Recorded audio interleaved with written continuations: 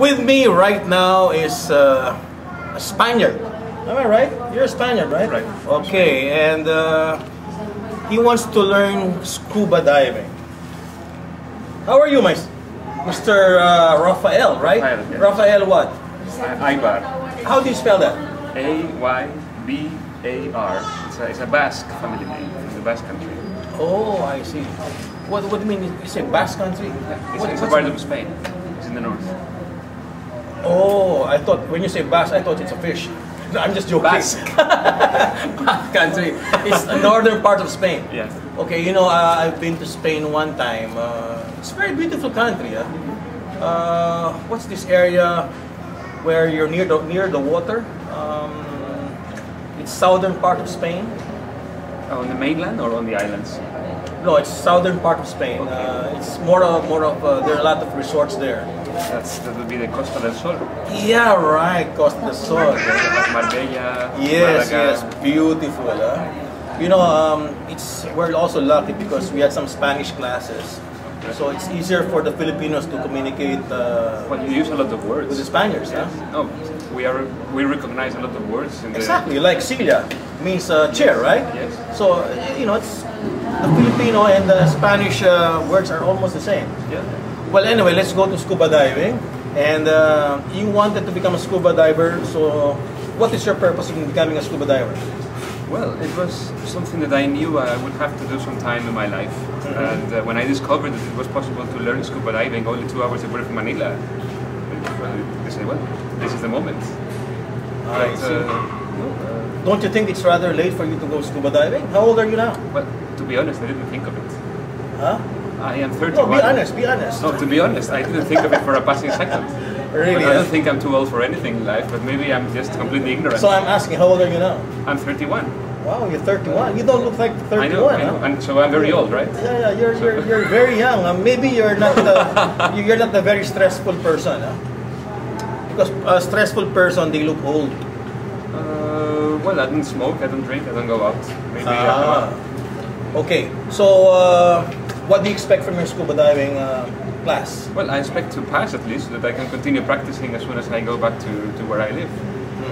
Okay, right now we have a problem on your buoyancy, Yes. right?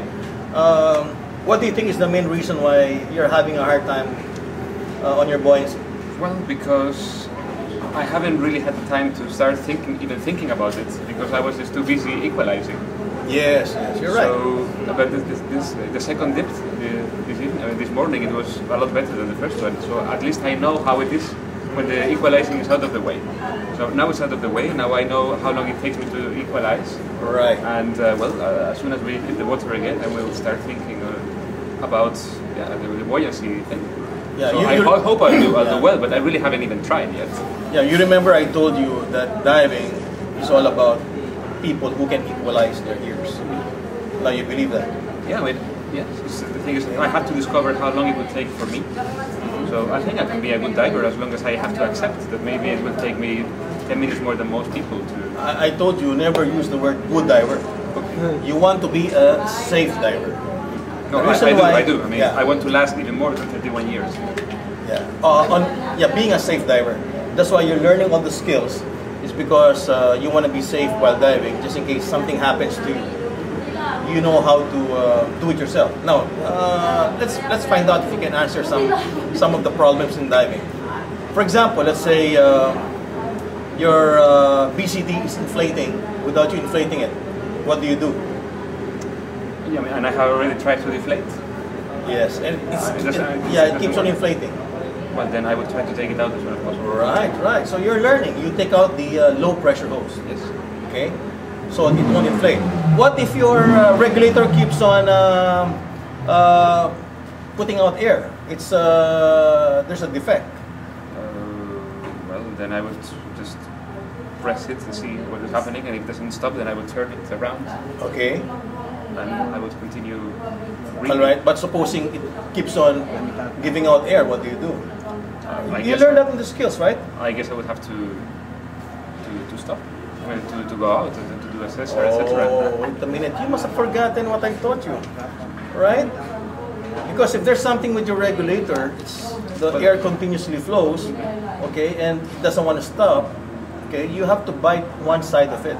Yes, but anyway, even Right. doing that, I would know that it's game over. So I would by biting on half of it. Okay. I would already start my way out. Okay.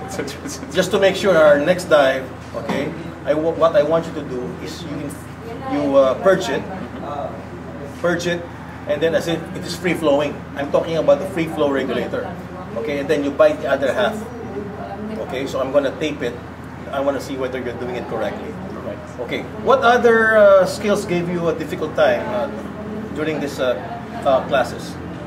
Well, in the beginning, I was just I wasn't happy at all in the swimming pool with the mask clearing. I didn't like it at all. But actually, I think it's easier on the sea. With the mask clearing with the snorkeling, I found it quite stressful. But with the regulator, it's quite easy. Oh, okay. Well, the reason for that, why you found it stressful, because maybe you didn't have enough air, right? Because you were just blowing out. No, but basically, all the important skills in scuba diving are found in snorkeling. Okay, and next time, what you want to do, if you want to practice your mask clearing, okay, just make sure you dip your head, okay, in the water, and the snorkel should be out, okay, and avoid water coming in. And then when you practice your mask clearing, you have enough air because the air is coming from the outside, yeah, right? So you have enough air. Right. So that's going to be the same. And you tell your friends, if they want to go scuba diving, you can teach them the right way to snorkel. What is the right way to snorkel? If something goes inside your snorkel, how do you take it out? Just blow. Just blow. Exactly. That is the same thing you're going to do with your regulator. When somebody kicks out that regulator outside your mouth, okay, when you put it back so you won't drink water, okay, you have to blow or you have to purge.